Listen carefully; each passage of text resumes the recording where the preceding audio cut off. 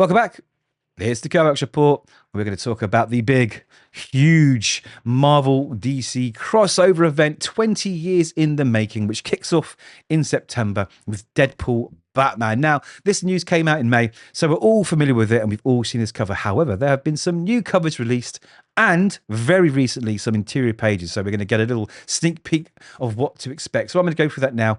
But before that happens, hit like if you like the video and please subscribe. I'm trying to build a little channel here, unedited, unfiltered, honest opinions, and hopefully you're enjoying the videos. But let's talk about Deadpool Batman. So again, we've all seen this cover, absolutely beautiful, by Greg Capullo. But we had some extras. Yes, Russell Dauterman here with the old Infinity Gauntlet being held by Deadpool, which, oh my God, that just says chaos to me. But there's a lot of characters here. We've got Batman, Joker, we've got Daredevil, Green Arrow, Rocket Raccoon, Green Lantern, Cap, Jeff the Land Shark, and Krypto even make an appearance, and old Wonder Woman there. So this should be a load of fun. This hopefully reflects, I think, some of the backup stories that we're going to see in the issue after we've read the main story. We've got another cover here. So this is Frank Miller and Wolverine. Now that's an interesting battle between two very, very sort of similar in a way characters. So I'm very much looking forward to seeing that. Very much. But this cover here just blows me away. Literally, Daniel Warren Johnson. He cannot do any wrong. This just screams energy and violence. And it's pulled me in. If this was the main cover, I wouldn't be disappointed. But look at it. Big Birder and the Thing there going for it. Oh my God. I am so excited. Probably a little bit too excited for my age. But anyway, we have another cover. Esad Ribić, one of my favorite artists in comics. It looks beautiful. So what is it all about, really? So it says on sale September the 17th, the Deadpool Batman one-shot marks the first crossover between the world's greatest comic book companies in decades, soon to be followed in November by Batman Deadpool. So each company gets their own book with their main character headlining.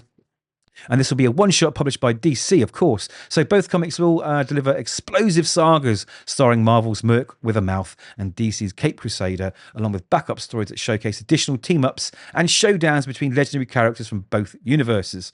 Right, so we can see even more unbelievable matchups, apparently, on Deadpool Batman's variant covers, which we're going to look at in a second. So look at the names. We've got Zeb Wells and Greg Capullo, and they're writing the main story.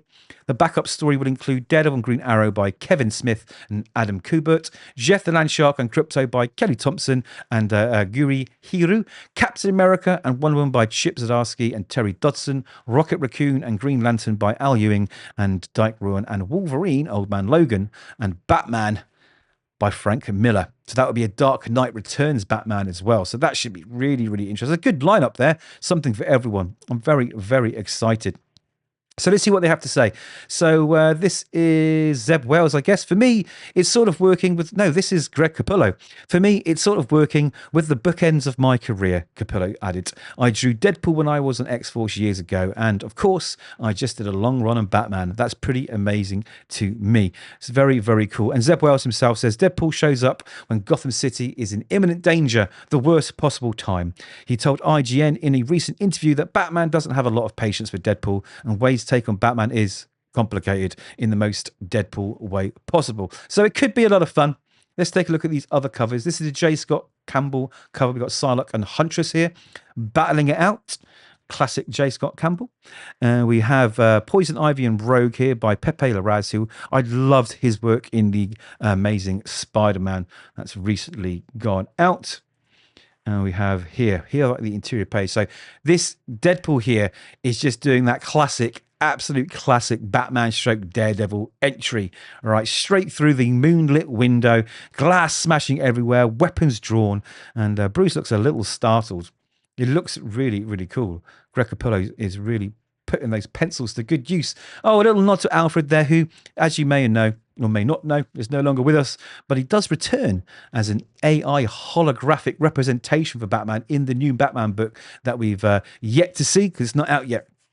Anyway, let's see some more pages. So this is funny. Look, you've got old Jim Gordon waiting there for Batman to turn up, and usually just sneaks out of the shadows. But what he gets instead is this out of breath, huffing and puffing Deadpool, climbing the building to try and get over. And he immediately gets his gun ready. Say, "Hey, I'm packing." I love that. That's so Deadpool. So it looks like there's good comedy here, which is what we want from books like this. Don't want it too serious, right? So this is Kevin Smith and Adam Kubert with their Green Arrow and Daredevil. Looks dynamic. Looks really good. He hasn't missed a beat. I'm really looking forward to that one now. I hope we get some Frank Miller here. Maybe not. Oh, Jeff the Landshark and Krypto, of course, from Kelly Thompson and Gurihiru. So this looks like a whole load of fun. And then we're back to that Esad Ribić cover. So I'm really, really looking forward to this. I do remember the original Marvel DC Marvel crossover from 96, I think it was. I remember through rose-tinted nostalgic glasses how much fun it was. And I remember it being quite a significant collaboration between two giant rival publishers, especially to feature their iconic characters fighting each other.